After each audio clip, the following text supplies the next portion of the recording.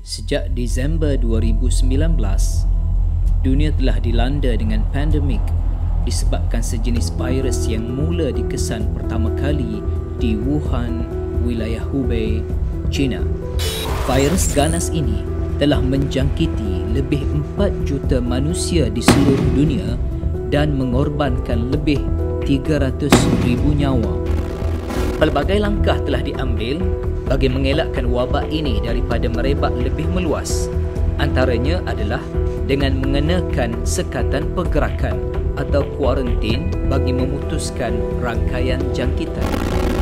Virus baharu ini dikenali sebagai Coronavirus Disease 2019 atau COVID-19. Menariknya, fakta tentang penyebaran penyakit berlaku disebabkan penyebaran virus dan langkah menanganinya adalah melalui kuarantin telah ditemui oleh seorang tokoh Muslim lebih 1000 tahun lalu. Ya, individu genius yang dimaksudkan adalah Ibn Sina. Dalam topik ini, kita akan mengenali Ibn Sina dari sudut latar belakang, kepribadian, pendidikan, ketokohan dan sumbangan beliau kepada dunia Muslim.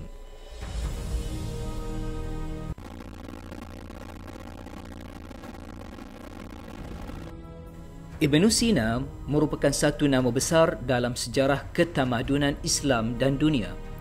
Namun, tidak ramai yang mengetahui nama sebenar beliau ialah Abu Ali Al-Husain bin Abdullah bin Al-Hasan bin Ali bin Sina atau lebih dikenali di barat sebagai Avicenna.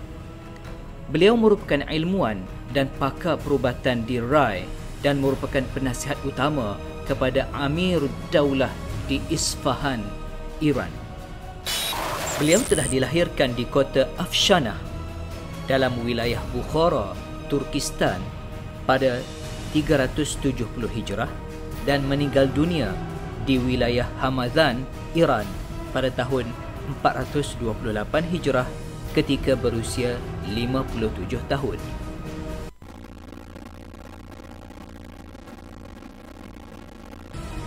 Kehebatan Ibn Sina adalah selaras dengan kepribadian mulia beliau seperti berikut. Yang pertama, tekun mempelajari ilmu pengetahuan. Sejak kecil, beliau begitu tekun belajar, terutama dalam ilmu falsafah, metafizik, matematik, logik, sains dan fiqh serta perubatan.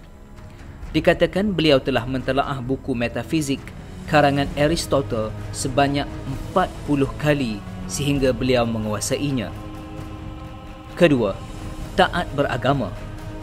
Beliau sering berdoa memohon petunjuk Allah Subhanahu wa taala ketika buntu. Ketiga, berinovatif, melakukan banyak penyelidikan dan mencadangkan penyelesaian bagi masalah yang dihadapi, terutama dalam bidang perubatan.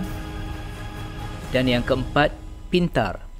Beliau menguasai pelbagai ilmu aqliyah pada usia 18 tahun, bahkan mengatasi pengetahuan gurunya sendiri seawal usia 16 tahun lagi. Ibn Sina dikatakan telah menghafaz Al-Quran seawal usia 10 tahun. Setelah itu, beliau tekun mempelajari fiqh Ismailiyah dan tasawuf batiniyah daripada Ismail Az-Zahid.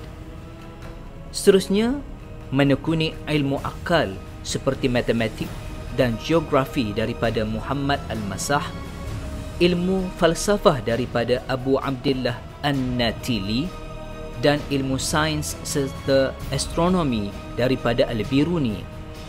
Beliau kemudiannya mula menguasai ilmu perubatan pada usia 16 tahun dan menjadi pakar dalam bidang-bidang tersebut sehingga digelar Asy-Syaikh Ar-Rais oleh para pengikut beliau.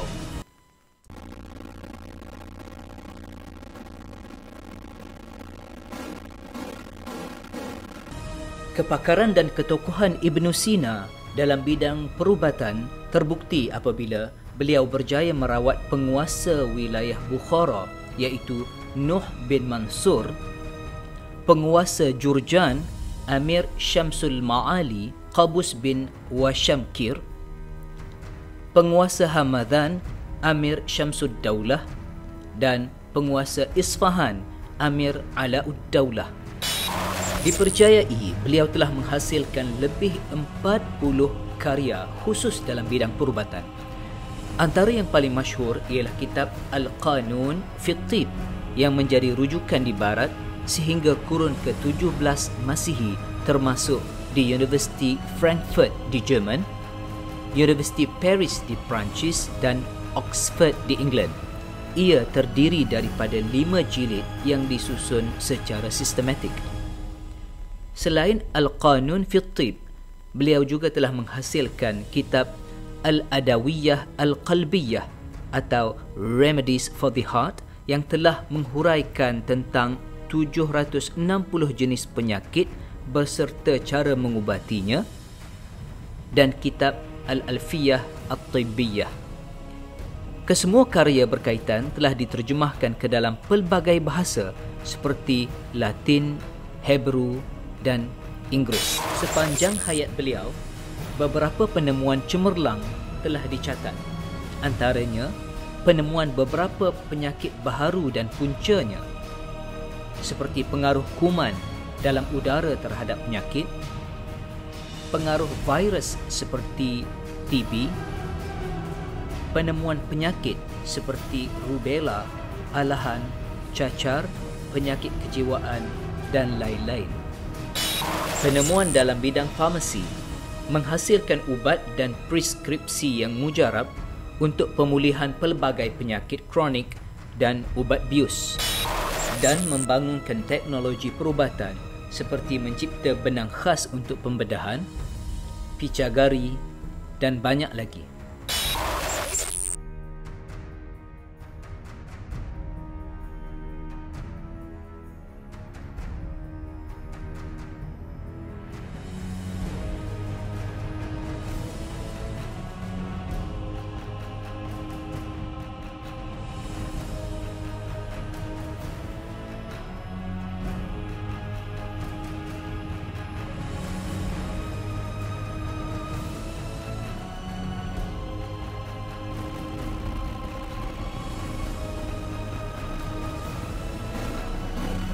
Ibn Sina telah dikenang kerana sumbangan beliau yang besar terhadap dunia ilmu dan pemikiran. Ibn Sina telah memperkenalkan metod pemerhatian dan analisis dalam bidang perubatan, di mana sebelum itu bidang ini telah dipengaruhi oleh falsafah secara total.